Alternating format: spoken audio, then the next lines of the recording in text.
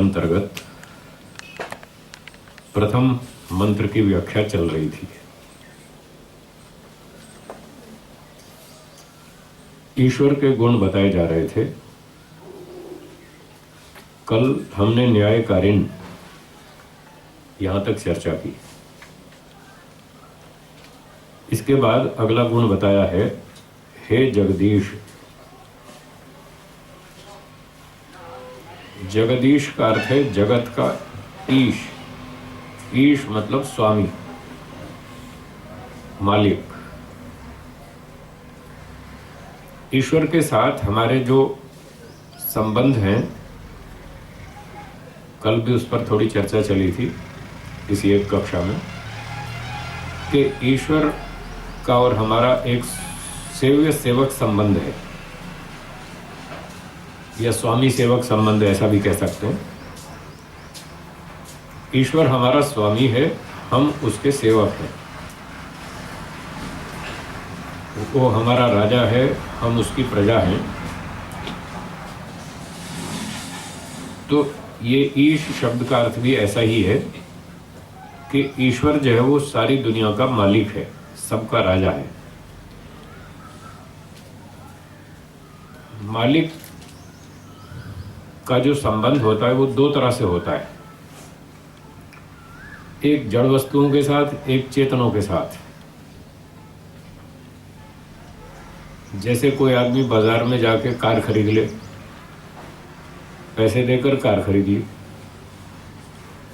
Car एक जड़ वस्तु है और उस व्यक्ति ने जो कार खरीद ली वो कार का मालिक हो गया। मालिक का मतलब होता है वो अपनी इच्छा से उसका उपयोग करे। ये अर्थ जड़ वस्तुओं के लिए लागू होता है, चेतनों पर नहीं।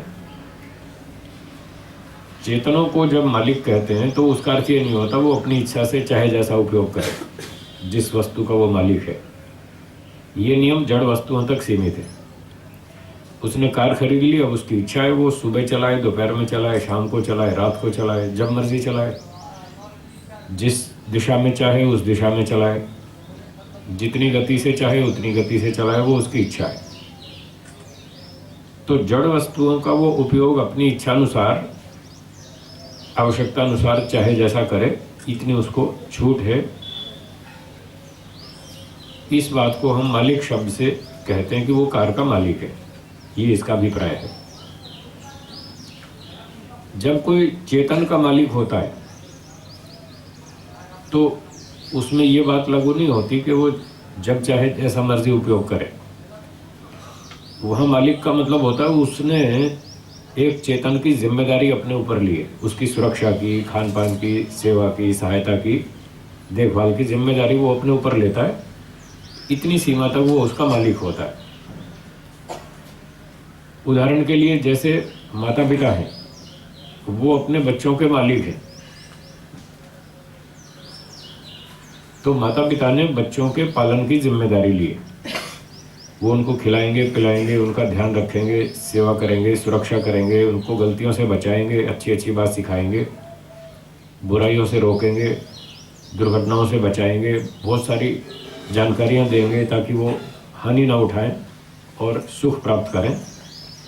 इस प्रकार से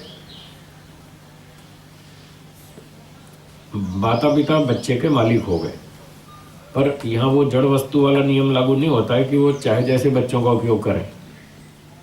वहाँ पर बच्चों का भी अपना अधिकार है, वो चेतन है, उनको अपनी इच्छा से जीने का भी अधिकार है। इसलिए वहाँ जड़ वस्तु को तो हम 100% उसके मालिक बन सकते हैं, अपनी इच्छा अनुसार चाहे जैसा उपयोग कर सकते हैं। चेतन का वैसा नहीं कर सकते।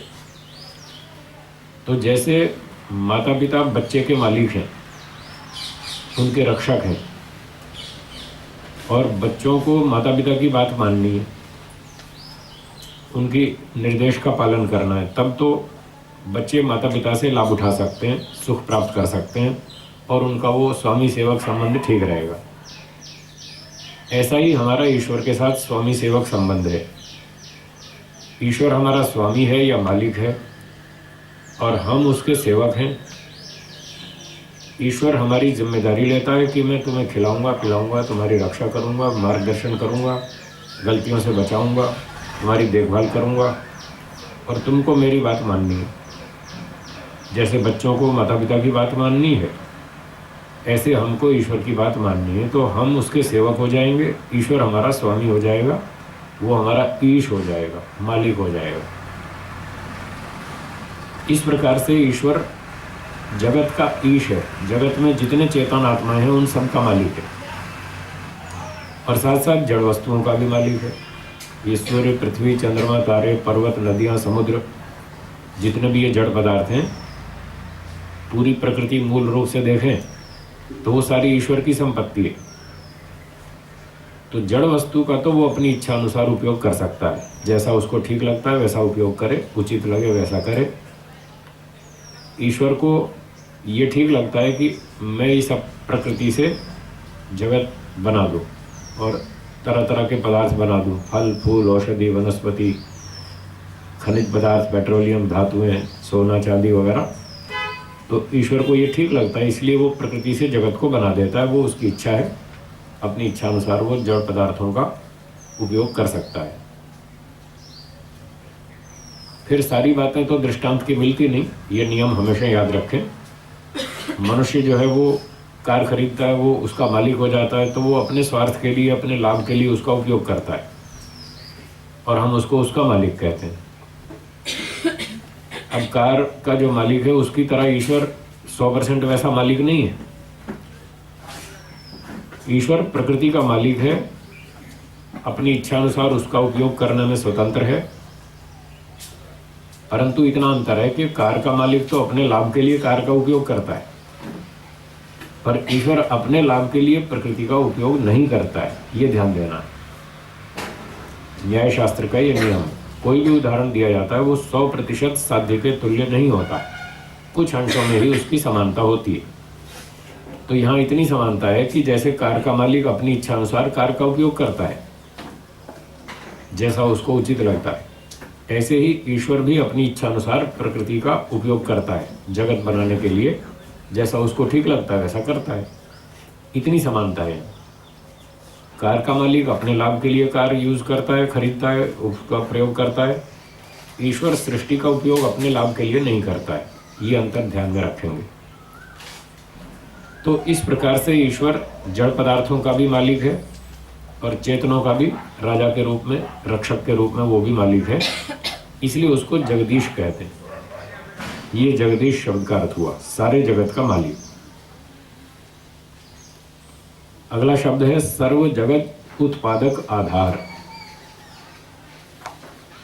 तो जैसा कि शब्द हैं बता ही रहे हैं कि सर्व जगत, सारे जगत का उत्पादक, उत्पन्न करने वाला, और आधार, उसको धारण करने वाला।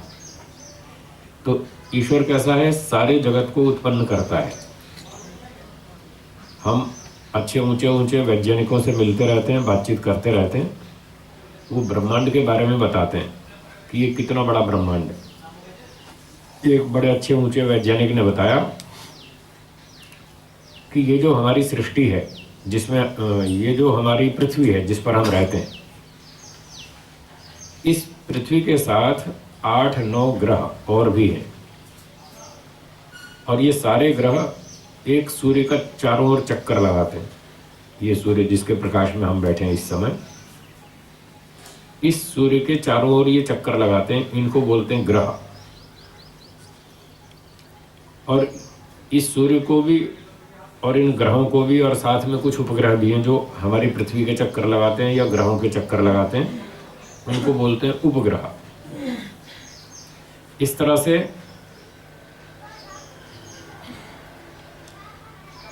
सूर्य, ग्रह और उपग्रह, ये 3 चीजें हो गई। इन तीनों को मिलाकर के कहलाता है सौर मंडल। क्या कहलाता है? सौर मंडल। ये एक सौर मंडल हो गया, एक सूर्य का अपना परिवार, जिसमें कुछ ग्रह और कुछ उपग्रह हैं। फिर वो बताते हैं ऐसे ऐसे 100 अरब सौर मंडल। कितने? 100 अरब, 1 खरब, कितने सारे होते हैं? इतने सारे सूर्य, और इतने सारे सूर्यों के अपना अपना परिवार, इतने सारे सौरमंडल हो गए, 1 खरब सौरमंडल। ये इसका एक बड़ा परिवार है जिसको वो आकाश गंगा के नाम से बोलते हैं। क्या नाम? ये एक आकाश गंगा हो गई जिसमें 1 खरब सौरमंडल। आप सोचो कितने बड़े होंगे, कितनी दूर तक फैले होंगे, कल्पना नहीं कर सकते। ये तो एक आकाश गंगा हुई। फिर वो कहते हैं ऐसी ऐसी 1 खरब आकाश गंगाओं का हम पता लगा चुके हैं अब तक दुनिया में। 1 खरब आकाश गंगाएं, और एक एक आकाश गंगा में इतने इतने सूर्य और उनके अपने अपने परिवार। अब आप सोचिए, दिमाग काम नहीं करेगा कि इतनी बड़ी दुनिया होगी। और फिर वो कहते हैं अभी तो हमने आधी दुनिया देखी है, अभी आधी और बाकी है। हमारे मशीनें, टेलीस्कोप सब फेल हो गए, हम आगे देख नहीं पा रहे, आगे सोच ही नहीं पा रहे, दिमाग काम नहीं करता। इतना बड़ा जगत है ये। इस सारे जगत को एक अकेला ईश्वर उत्पन्न करता है और स्वयं अपनी शक्ति से करता है, किसी की सहायता नहीं लेता। ऐसे आप सोचिए तो पता चलेगा ईश्वर में कितनी शक्ति है, कितनी बुद्धि है, कितना ज्ञान विज्ञान है, जो इतनी बड़ी दुनिया को बनाता है, इसको चलाता है, इसको मेंटेन करता है। वो आधार शब्द का अभिप्राय है। इस जगत को वो धारण किए रखता है, इसको बिगड़ने नहीं देता, ठीक ठाक चलती रहती है। ये पृथ्वी करोड़ों साल से सूर्य के चक्कर लगा रही है, 1 वर्ष में 1 चक्कर पूरा कर लेती है। और हम रोज तारीख गिनते हैं, धरती पे इंसान को पैदा हुए 1 अरब 96 करोड़ 8 लाख 53,114 वर्ष हो गए। तो इतने करोड़ों साल से ये धरती सूरज का चक्कर लगा रही है, बिल्कुल ठीक ठाक। तो कोई बुद्धिमान होगा जिसने इतनी बड़ी सृष्टि बनाई, इसको चला रहा है, धारण कर रहा है। ये बात इस शब्द से हमें पता चलती है, सर्व जगत उत्पादक और आधार। तो ईश्वर सारे जगत को उत्पन्न करता है। हम तो एक सौरमंडल की बात ही पूरी नहीं समझ पाते। आइए इनको स्थान दीजिए। यहाँ है जगह, यहाँ आ जाइए। कुछ बाहर भी है, कुछ यहाँ भी है। बाहर है तो बाहर बैठ जाए।